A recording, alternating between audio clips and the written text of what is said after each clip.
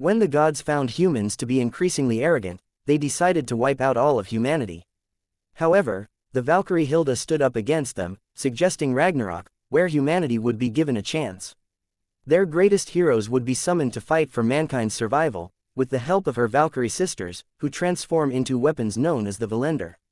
The heroes are granted the power to oppose the gods.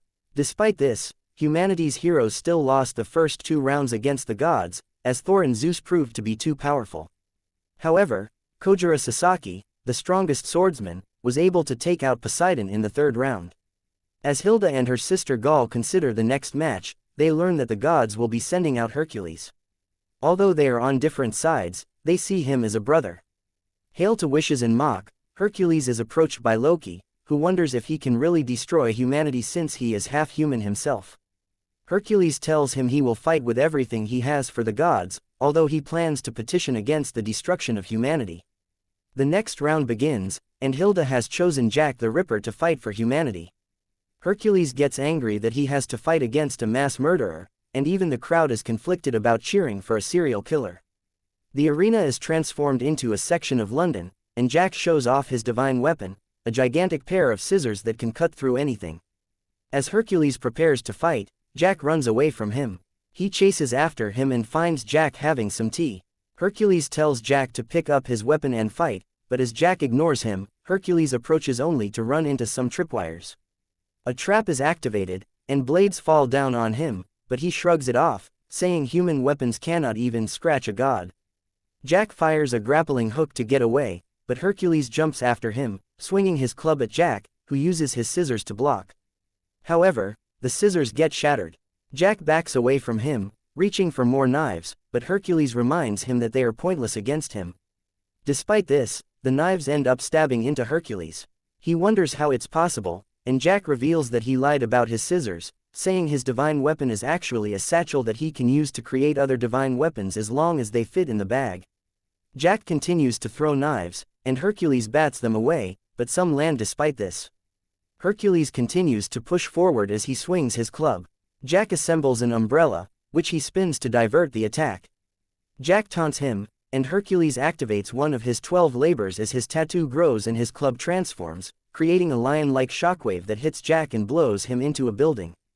Jack gets back up, snapping his dislocated shoulder back into place.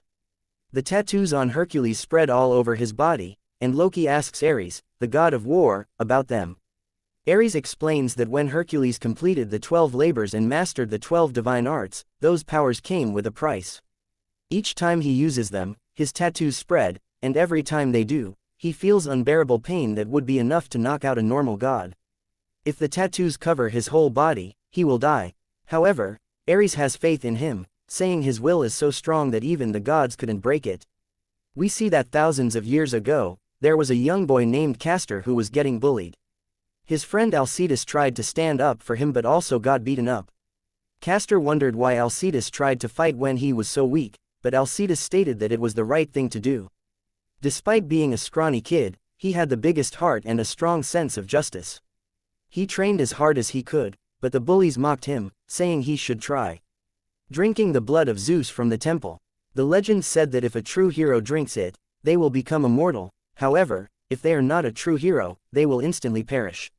Castor told Alcides not to believe them, as it was just a legend. Alcides said he was aware, but he wanted to get strong. There was no point if he died trying. He kept training, and over time, there came a point where there was no longer anyone who would make fun of him. During a council of the gods, they found that humans had become too wicked, so Ares was sent to wipe them all out. The humans were scared, but Alcides stood up to him. Ares easily kicked him away, but Alcides stood up and faced him again. He decided to risk it all by drinking the blood of Zeus. He had a violent reaction to the blood and fell to the ground as Ares continued forward. Alcides got back up, having obtained a stronger body. The soldiers all charged at him, but Alcides defeated them all and went toe-to-toe fighting with Ares. Neither of them backed down. But Zeus appeared and stopped the fight. He told Alcides that he would become a god since he would just cause trouble if he were left on Earth.